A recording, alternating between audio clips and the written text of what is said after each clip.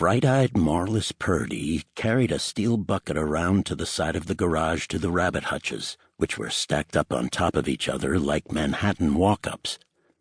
She paused there for a moment, considering the possibilities.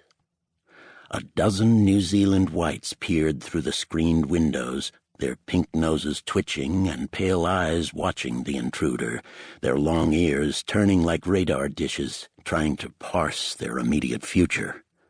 Was this dinner or death?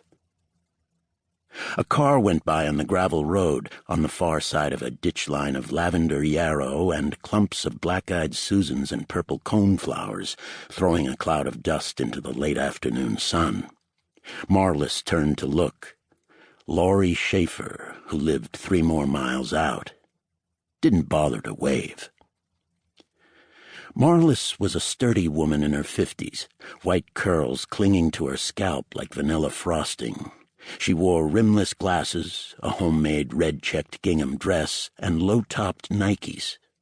Short-nosed and pale, she had a small pink mouth that habitually pursed in thought or disapproval. She popped the door on one of the hutches and pulled the rabbit out by its hind feet. The animal smelled of rabbit food and rabbit poop and the pine shavings used as bedding. A 12-inch Craftsman crescent wrench, its working end rusted shut, lay on top of the hutches. Marlis stretched the rabbit over her thigh and held it tight until it stopped wriggling, then picked up the crescent wrench and whacked the rabbit on the back of the head, separating the skull from the spine. So it was death. The rabbit went limp, but a few seconds later began twitching as its nerves fired against oxygen starvation. That went on for a bit, and then the rabbit went quiet again. Some years before, Marlis had mounted a plank on the side of the garage at head height.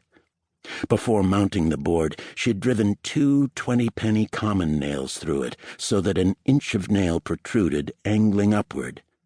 Every year or so, she'd use a bastard file to sharpen up the nails. Now she positioned the bucket, with a used plastic shopping bag on the inside, under the board with the nails. She pushed the dead rabbit's feet onto the nails until the nails stuck through and, in a minute or so, had stripped the rabbit's fur, pulled off its head, and gutted it, all the unwanted parts and most of the blood draining into the plastic bag in the bucket. Not all of the blood. A dinner plate-sized blotch of old black bloodstains marred the wooden side of the garage, supplemented by new red blotches from this last butchery. She carried the bloody meat back to the house, paused to tie up the top of the plastic bag and drop it into the garbage can, and, in the kitchen, washed the meat. During the entire 5-minute process of killing and butchering the rabbit, she'd never once thought about either the animal or the process. All of that was automatic, like pulling beets or picking wax beans. Marlis's brain was consumed with other thoughts. Of murder. If and when, and where and how, and with what.